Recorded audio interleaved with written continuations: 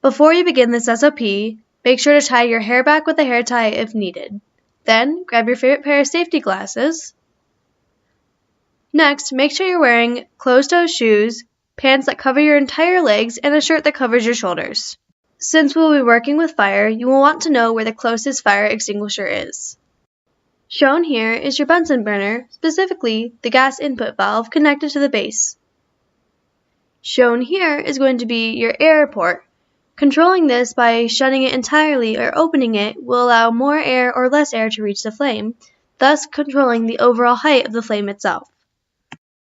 Lastly is the barrel of the Bunsen burner. The flame will exit from this tube.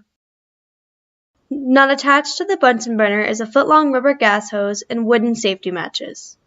And your TA should have made sure that the gas valve control is on and ready to go so you can begin with the Bunsen burner. Start by attaching one end of the foot-long rubber gas hose to the gas inlet valve on the Bunsen burner.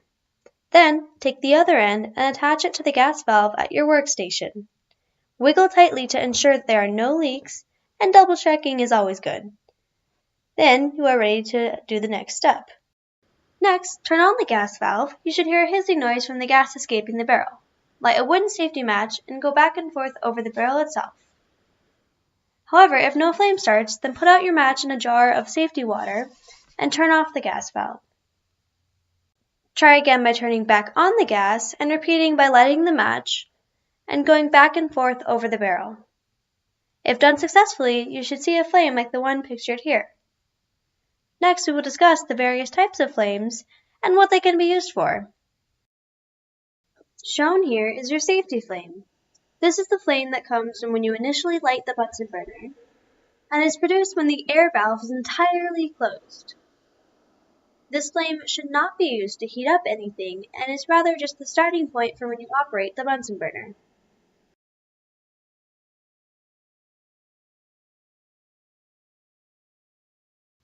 Next, the air valve is opened entirely so that more air can mix with the gas before combustion.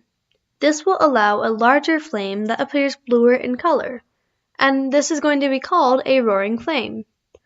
Roaring flames are best for fast heating as they are the hottest flames that can be produced. Bunsen burners can be used for various things in laboratories, but most commonly are for heating up substances used in reactions. As you can see, adjusting how much air goes into the barrel itself will adjust the height of the flame. If the air valve is open, then the higher the flame, and if it's shut, the lower it will get. Watch as we manipulate this and how the flame tends to change shape, even if ever so slightly. Adjusting the air valve will allow for different heights and temperatures of the flames to exist. It should be noted that before any lab needing a Bunsen burner is done, consult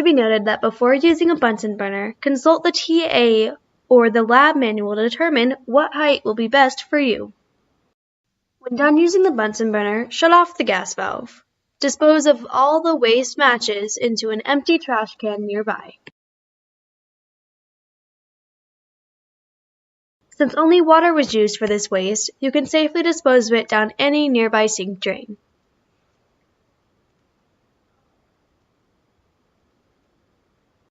Disconnect the rubber gas hose from both the gas inlet valve and the Bunsen burner and properly store for the future. Then, your TA should turn off the gas valve control, and you're all done.